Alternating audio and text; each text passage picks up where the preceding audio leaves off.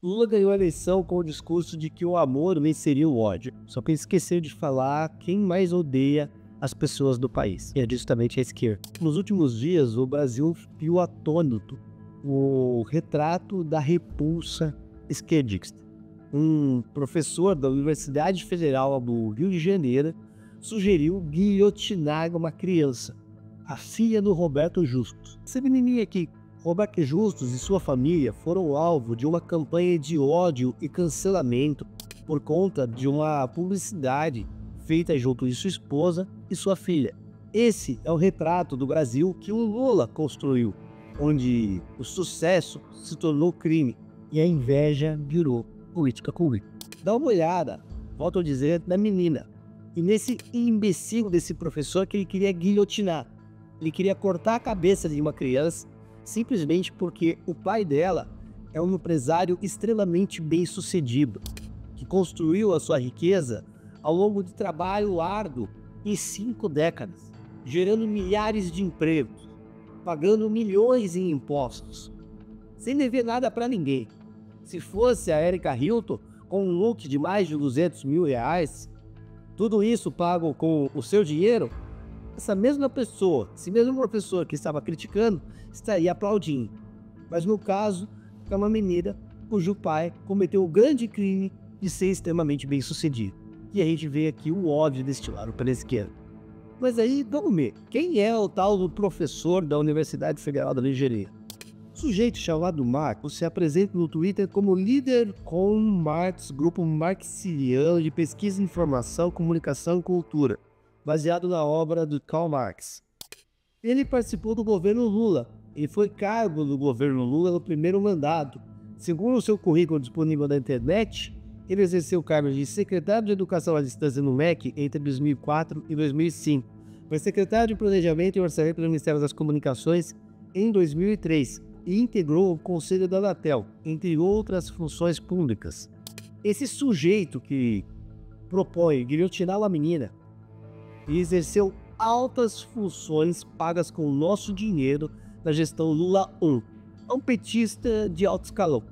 Esse é o mesmo cara que recentemente publicou um artigo querendo regular as redes para proteger as criancinhas. Quando a esquerda não governa a economia, ela governa com símbolos, nesse caso com ódio. E a gente está vendo hoje é uma redefinição, uma reinstitucionalização da luta de classes.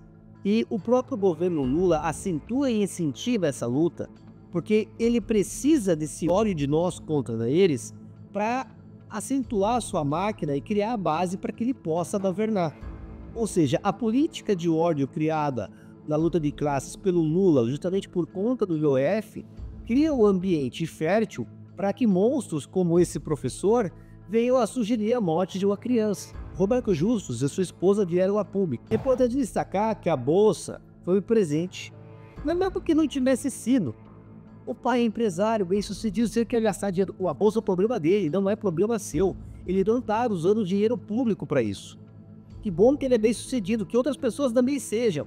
Só que um esquerdista não consegue ter a mentalidade da prosperidade, onde ele vai evoluir com as próprias pernas.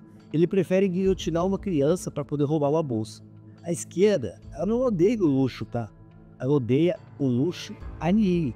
Porque foi exatamente isso que fizeram lá na União Soviética, depois que assassinaram toda a família dos czares e ascenderam ao poder.